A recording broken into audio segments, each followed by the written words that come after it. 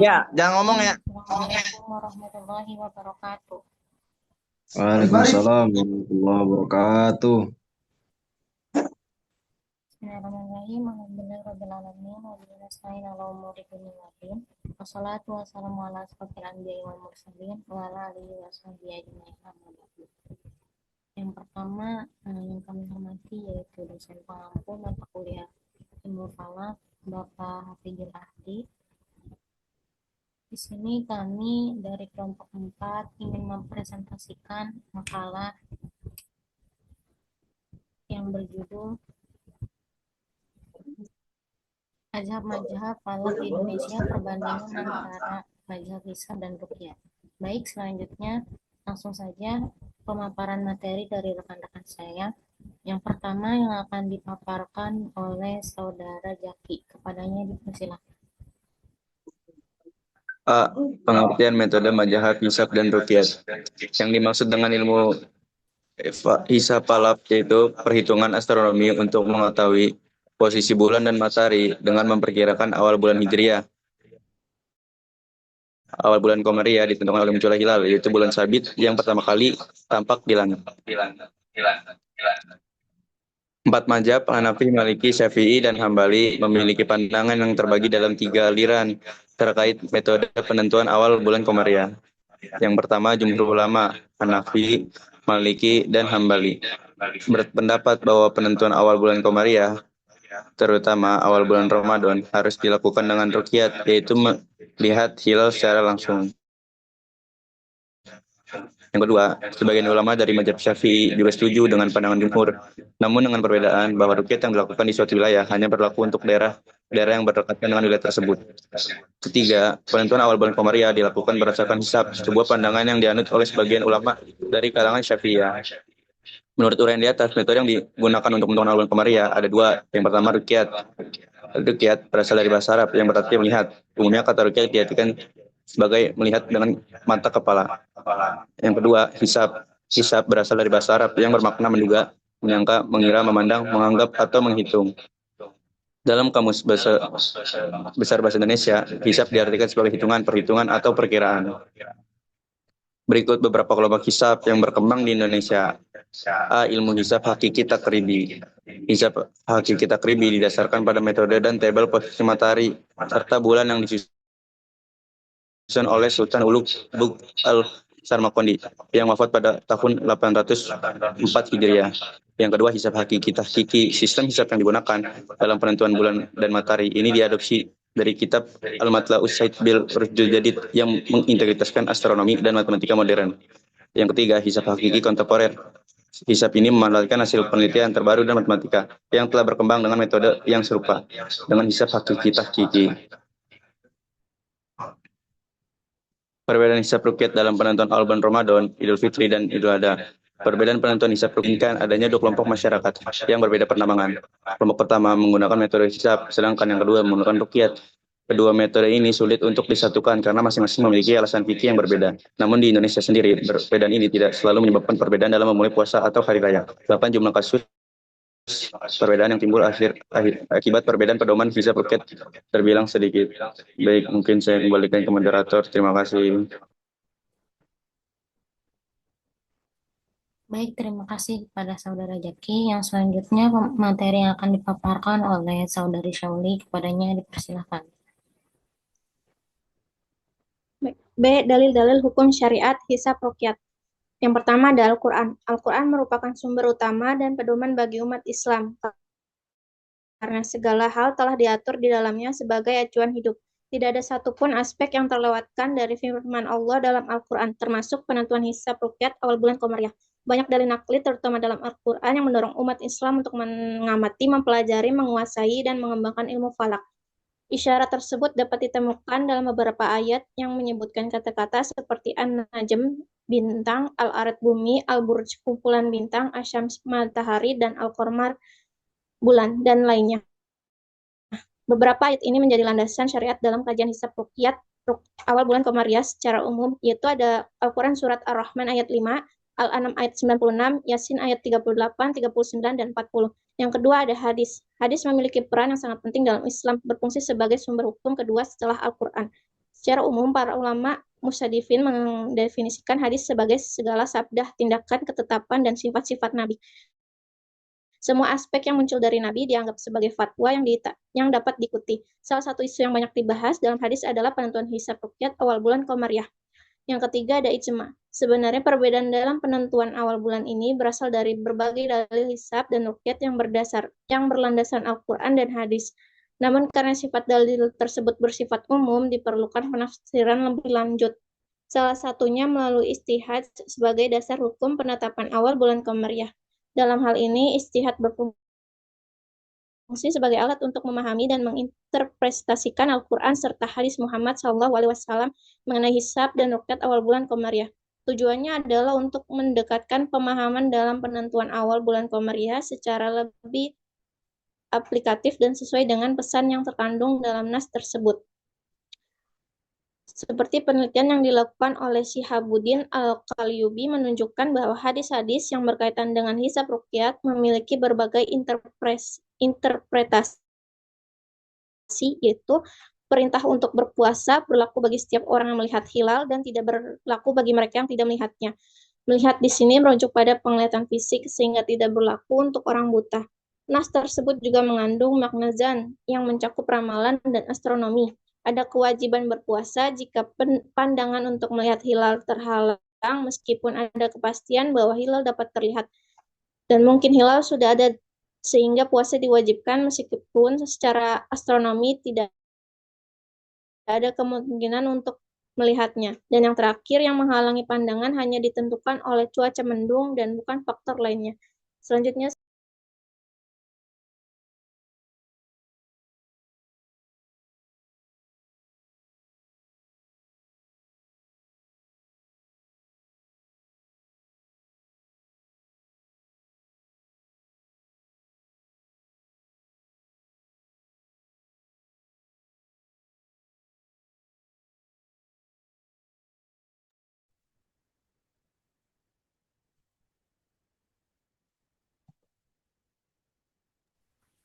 Baik, Baik, langsung terima saja. kasih kepada saudara Sauli.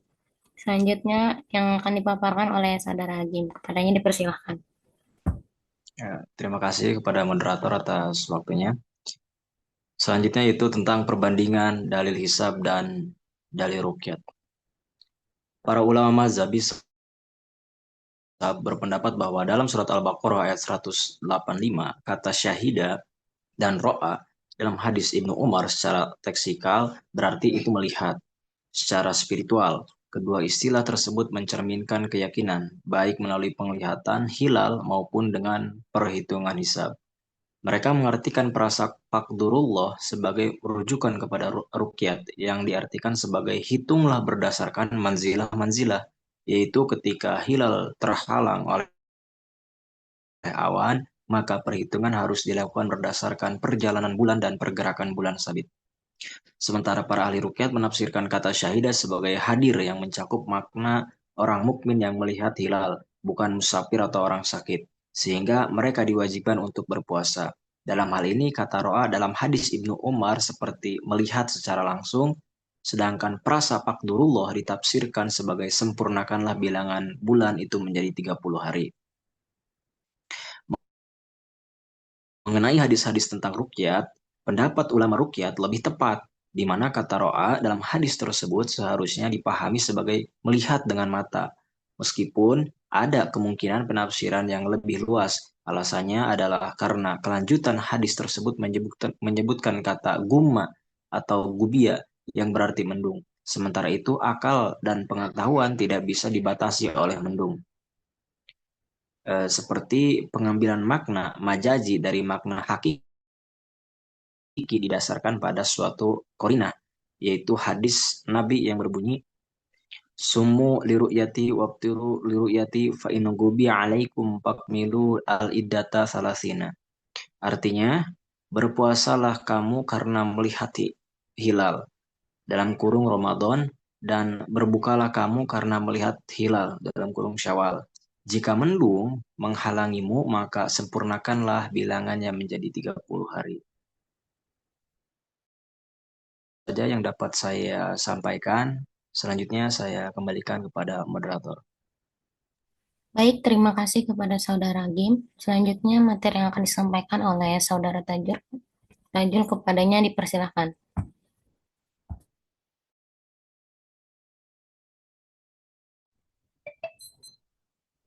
Baik, terima kasih moderator. C. Pendapat para ulama tentang perbedaan hisab dan ru'yat.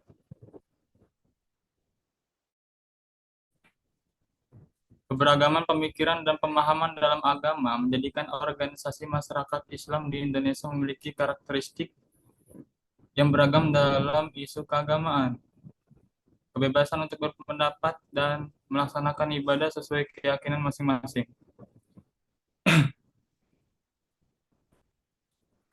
Yang dilindungi oleh undang-undang semakin memperkaya keragaman pemahaman, khususnya di kalangan umat Islam dan ormas Islam.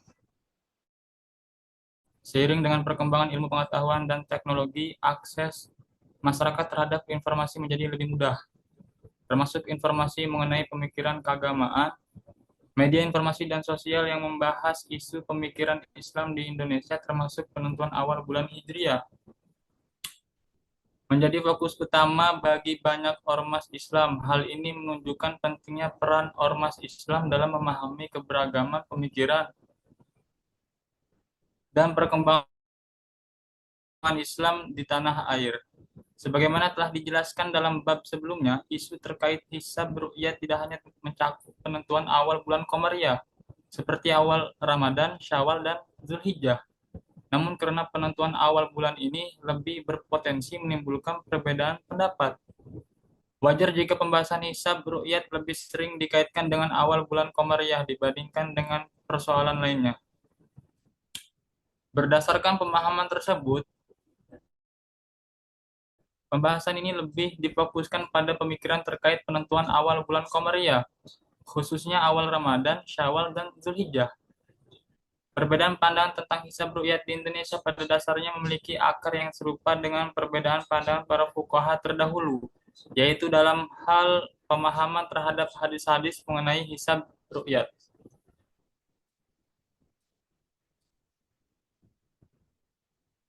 Dalam konteks penentuan awal bulan Hijriah, ormas Islam di Indonesia dapat dibagi menjadi dua mazhab. Satu mazhab ru'yat dan yang kedua mazhab hisab. Mazhab ru'yat adalah ormas yang menggunakan metode melihat hilal untuk menentukan awal bulan Hijriah. Di antaranya adalah Nahdlatul Ulama, lalu Perhimpunan Al-Irsyad Al-Islamiyah, dan Al-Jam'iyatul Wasliyah. Sementara itu, mazhab hisab adalah ormas yang menggunakan sistem perhitungan dalam menetapkan awal bulan Hijriah, termasuk Muhammadiyah dan Persatuan Islam atau Persis.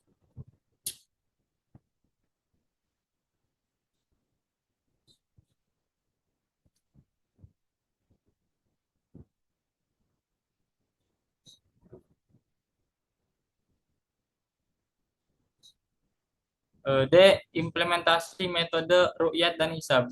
Seperti yang sudah dijelaskan di atas bahwa metode ru'yatul hilal biasanya dilakukan pada tanggal 29 pada bulan-bulan Hijriah.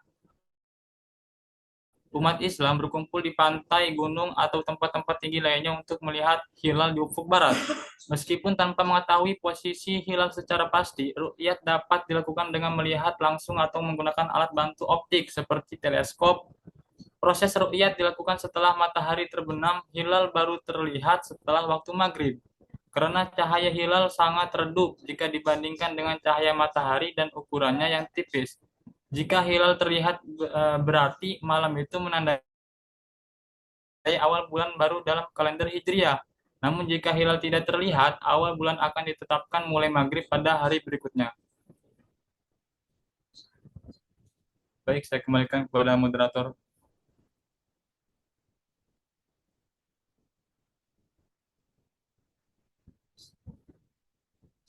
Baik, terima kasih kepada Saudara Tajul. Selanjutnya, pemaparan materi yang akan disampaikan oleh Saudara Ajis, kepadanya dipersilakan.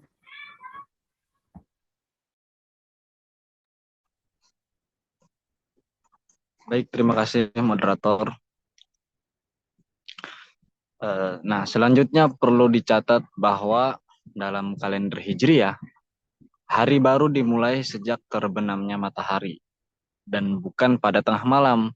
Nah, pencantuman awal bulan tergantung pada visibilitas bulan. Oleh karena itu, eh, satu bulan dalam kalender Hijriah bisa berlangsung selama 29 atau 30 hari. Nah, sementara itu ada beberapa kelebihan dari ru'yat hilal. Pertama, observasi. Nah, adalah metode ilmiah yang sangat akurat. Dan yang kedua, ada Galilei merupakan pionir dalam bidang pengetahuan modern yang menggunakan observasi untuk membuktikan berbagai kebenaran.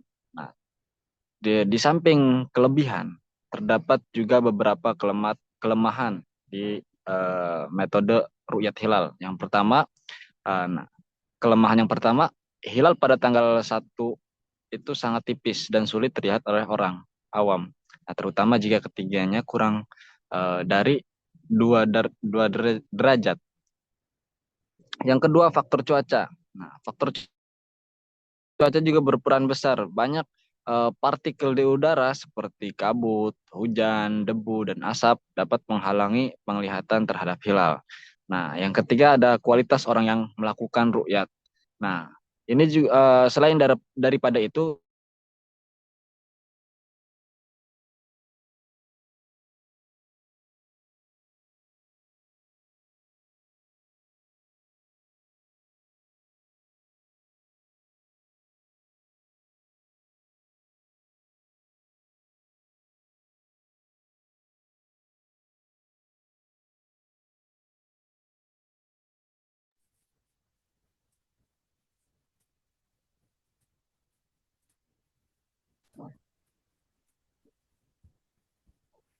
Mungkin terima kasih pemateri dari Saudara Aji. Selanjutnya materi yang akan disampaikan oleh Saudara Hilal, kepadanya dipersilakan.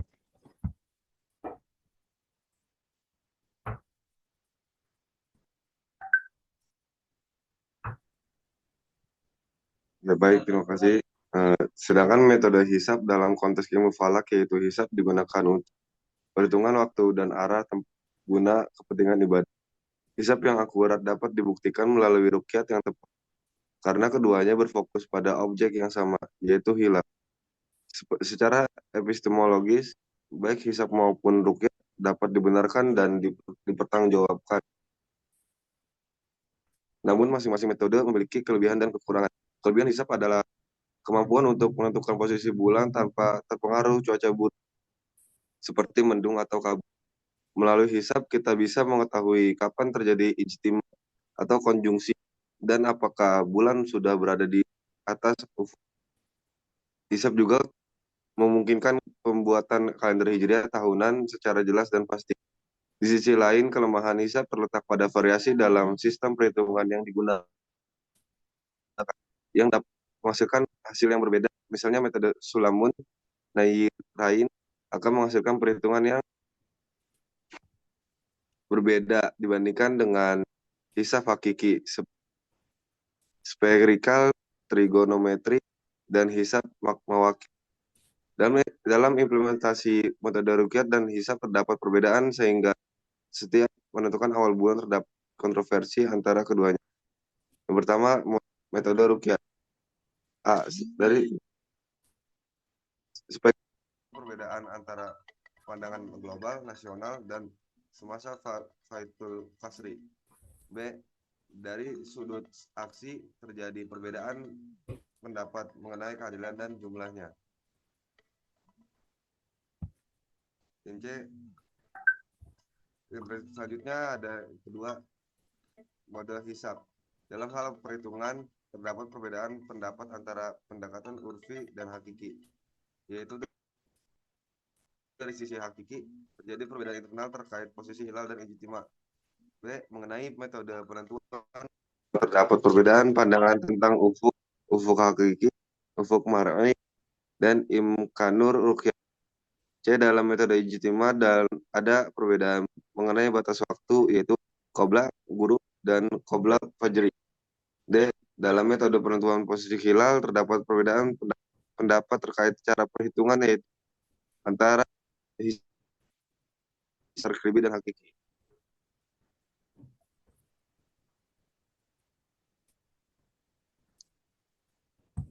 Di Indonesia sendiri cara penerapan metode hisab ruqyat juga menimbulkan perbedaan dan bervariasi. Penerapan hisab dan ruqyat di Indonesia bervariasi di setiap daerah disebabkan oleh perbedaan metode dan interpretasi yang diterapkan oleh berbagai organisasi Islam dan individu. Berikut adalah beberapa faktor utama yang menyebabkan perbedaan tersebut. Baik, saya kembali kepada moderator. Baik, terima kasih kepada Saudara Hilal. Materi selanjutnya yang akan disampaikan oleh Saudara Parit. Kepadanya dipersilahkan. Metode perhitungan. Yang pertama, ruqyat. Metode ini melibatkan observasi langsung terhadap hilal bulan sabit pada sore hari ke-29 bulan tersebut. Jika hilal terlihat di ufuk barat sebelum matahari terbenam, maka malam itu dan hari berikutnya dianggap sebagai tanggal 1 bulan baru. Namun jika hilal tidak terlihat, maka malam itu dan hari berikutnya dianggap sebagai hari ke-30 bulan tersebut. Yang kedua, hisab. Metode ini menggunakan perhitungan astronomis untuk menentukan posisi bulan pada saat konjungsi ijtima antara bulan dan matahari. Berbagai jenis hisab yang digunakan meliputi hisab wujudul hilal, hisab imkamul ruqyat, dan hisab ijtima sebelum matahari terbenam. Interpretasi nas atau dalil. Yang pertama, organisasi Islam seperti Muhammadiyah dan Nahdlatul Ulama memiliki pandangan berbeda dalam menafsirkan nas untuk menentukan awal bulan Qamariyah. Muhammadiyah lebih cenderung menggunakan hisab karena dianggap lebih akurat dan praktis. Sementara NU lebih memilih ruqyat karena dianggap sesuai dengan syariat. Keterlibatan pemerintah. Yang pertama, pemerintah Republik Indonesia melalui Kementerian Agama menggabungkan kedua metode hisab dan ruqyat untuk menentukan awal bulan Qamariyah. Hasil perhitungan hisab digunakan sebagai informasi awal yang kemudian dikonfirmasi melalui mekanisme ruqyat. Keputusan pemerintah diambil setelah diskusi bersama organisasi masyarakat Islam dan para ahli dalam sidang isbat. Untuk memastikan akurasi, pemerintah telah menetapkan batasan ketinggian hilal minimal 2 derajat hingga jika hilal kurang dari 2 derajat, hasil ruqyat dapat ditolak. Adapun praktek lokal, yang pertama di beberapa daerah, praktek lokal dapat mengaruhi penerapan metode hisab dan ruqyat. Misalnya, di Semarang, perbedaan pendapat antara Muhammadiyah dan NU dalam menentukan awal Ramadan dapat menyebabkan ketegangan dalam lingkungan keluarga. Baik, saya serahkan kepada moderator. Baik, terima kasih kepada pemateri-pemateri yang telah memaparkan materinya. Selanjutnya yaitu penutup. Ada kesimpulan awal bulan Qamariyah ditentukan oleh munculnya hilal yang merupakan bulan sabit pertama yang terlihat di langit. Meskipun ada kesepakatan tentang penentuan awal bulan melalui hilal, pandangan ulama bervariasi mengenai metode yang digunakan. Seiring perkembangan ilmu falak, ruqyat kini melibatkan perhitungan astronomis untuk menentukan posisi hilal. Al-Quran adalah sumber utama dan pedoman hidup bagi umat Islam mencangkup berbagai aspek, termasuk penentuan hisab ruqyat awal bulan Qamariyah. Selain Al-Quran, ada juga hadis memiliki peran penting sebagai sumber hukum kedua yang menjelaskan isu-isu yang tidak terjawab dalam Al-Quran. Keberagaman pemikiran dalam agama menjadi organisasi masyarakat Islam Indonesia memiliki karakteristik yang bervariasi terkait isu keagamaan. Mungkin itu saja presentasi dari kelompok 4. Kurang lebihnya mohon maaf. Akhirul kalam. Wassalamualaikum warahmatullahi wabarakatuh. Waalaikumsalam. Waalaikumsalam warahmatullahi wabarakatuh.